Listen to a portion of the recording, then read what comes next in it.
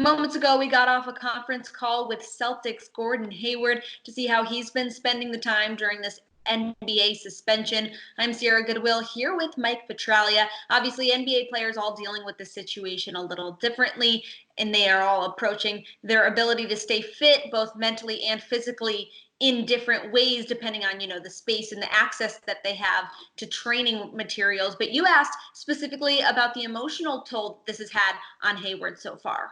Yeah, Sierra, I thought it was important to note that given the fact that we all around the world, around the country, are trying to handle this, staying at home and staying mentally fit and emotionally fit, what about an athlete who goes through getting ready for each game at a very high level, performing at an elite level athletically? And when this all comes to a stop, how do you deal with it?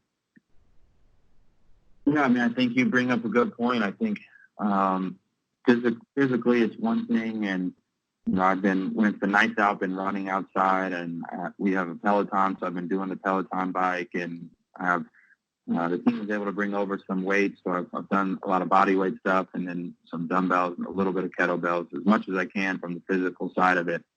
But I think the mental and emotional part is certainly going to be something we're all going to have to work through when we get back, because you just get in this mode and this mindset when you're in the middle of a season, and then to just kind of not have that for however long a period this is going to be, it's going to be an adjustment to get back. And that adjustment, I think, is worth noting whenever this season does eventually return. We have to be considerate, I think, of these athletes and give them some leeway, not only just in the NBA, but the rest of the professional sports world, how athletes handle the emotional transition from not playing for, several weeks at a time to trying to get up to speed very quickly and get back to a competitive participation.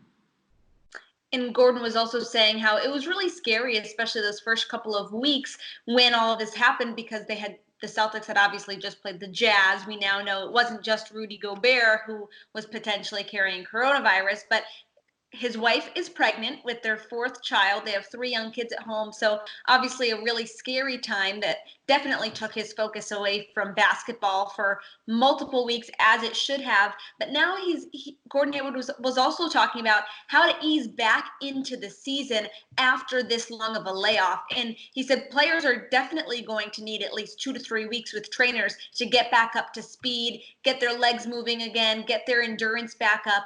And whether that's going back into the regular season that's shortened or heading right into the playoffs, there's definitely going to need to be this period of transition time.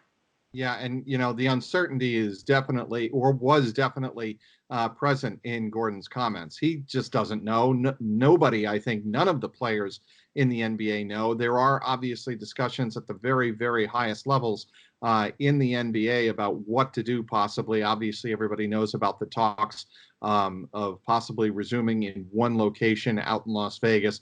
I don't know how far along those talks are, but certainly the players are just like us, kind of in the dark, waiting for some type of decision to be made. Absolutely. And for all the rest of our Celtics content, you can head to our website at clnsmedia.com and be sure to subscribe to our YouTube channel at CLNS Media.